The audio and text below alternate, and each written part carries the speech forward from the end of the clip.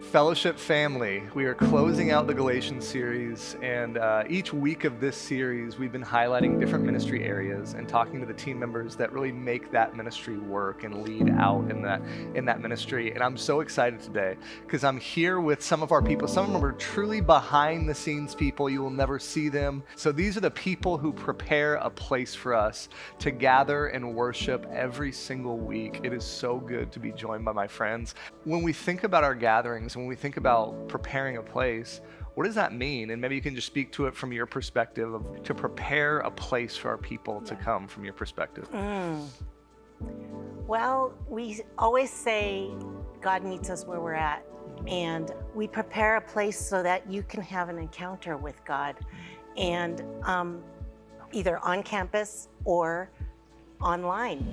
And we just want to make everybody feel welcome. Gosh, that's so well said. And I feel like the intentionality of you and your team behind the scenes and paying attention to every last detail so that any distraction is taken out and that people feel what you just said when they walk on campus or when they watch us online. It's just, you guys do such a great job. We currently have 2 expressions of our weekly services, both in person and online.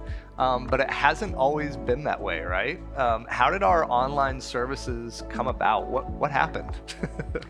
Yeah, I mean, I think it's, looking back on it now, it's kind of crazy to think about.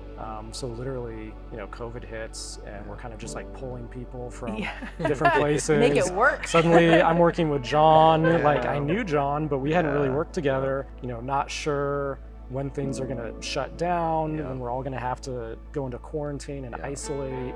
Nobody knew anything at that point. Things shut down.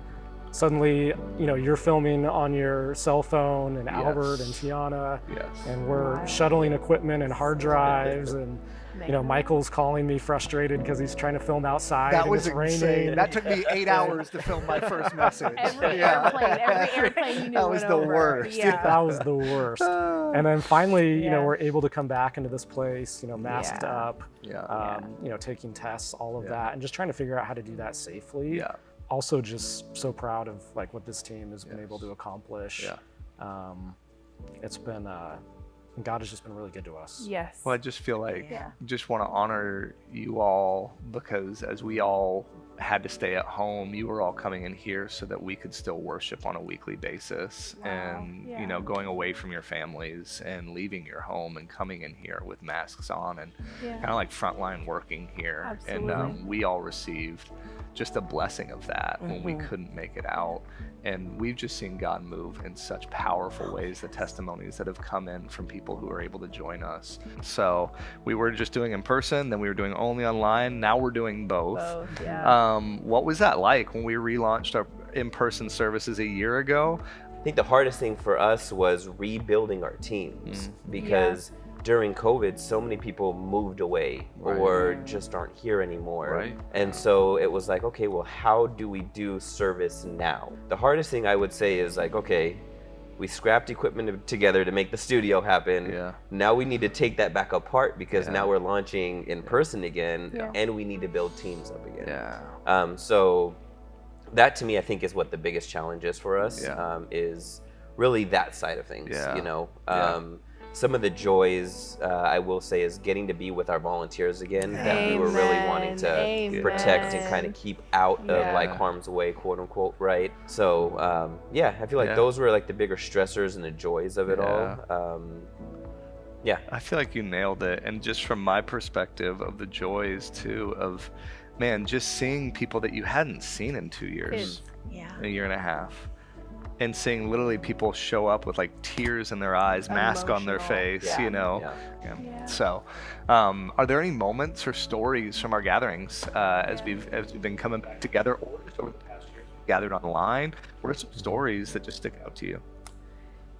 When I think of some of the most faithful people in our church, it's our setup and our tear down, our production, and it was like they were reactivated. Like it's like we made the call, we put the bat signal, and like there they were at 6 a.m.